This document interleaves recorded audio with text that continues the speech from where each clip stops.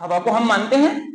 आज तक किसी ने देखा है हवा का रंग कैसा होता है, हवा का जिस्म कैसा होता है? लेकिन सारी दुनिया मानती है। तीसरी चीज है ऑब्जर्वेशन, मुशाहदा, देखना, कि कोई आदमी ये कहने लगे कि भाई अल्लाह रब्बुल इज्जत अगर है तो हमें दिखाओ कि अल्लाह कहां है, अल्लाह का वजूद हमें दिखाओ। तो ये बिल्कुल ऐसे ही है, मैं अपने अल्फाज में समझा रहा हूं कि जैसे कोई आदमी इंजीनियर साहब के पास जाए कि इंजीनियर साहब सर में दर्द हो रहा है, मुझे जो है आप कोई टैबलेट बता दें ताकि मेरे सर का दर्द सही हो जाए। इंजीनियर साहब कहें कभी मैं नहीं बता सकता, तो ये बेवकूफ इंसान यूं कहे कि आप कोई इंजीनियर नहीं हो, आपने स्कूल में अपने बाप का पैसा जाया किया। क्यों? क्योंकि आप मुझे मर्ज की दवा नहीं बता पा रहे।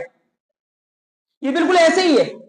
उसकी वजह यह है कि हर चीज को जानने का और हर चीज को पहचानने का एक अलग तरीका होता है। मुफ्ती साहब ने इसको मिसाल से इस तरह समझाया कि मेटल डिटेक्टर एक आला होता है जिससे ये पता लगाया जाता है ये कौन सी धात है, ये तांबा है, ये सोना है, ये चांदी है।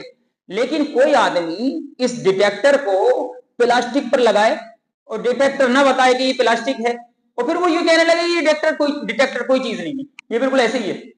ये प्लास्टिक का इनकार कर दे कि दुनिया में प्लास्टिक पाया नहीं जाता, कि इसलिए नहीं पाया जाता दुनिया में प्लास्टिक कि डिटेक्टर ने उसको बताया नहीं कि ये प्लास्टिक है।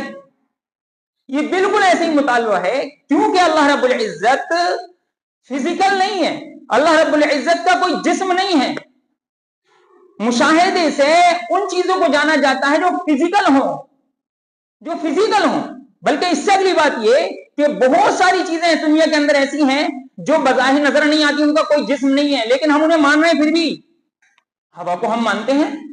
आज तक किसी ने देखा है हवा का रंग कैसा होता है, हवा का जिस्म कैसा होता है? लेकिन सारी दुनिया मानती है। तो ये बिल्कुल ऐसे ही है कि किसी भी औजार को हम गलत जगह इस्तेमाल करके ये कहने लगे कि या तो ये औजार गलत है या दुनिया में इस चीज का वजूद ही नहीं है।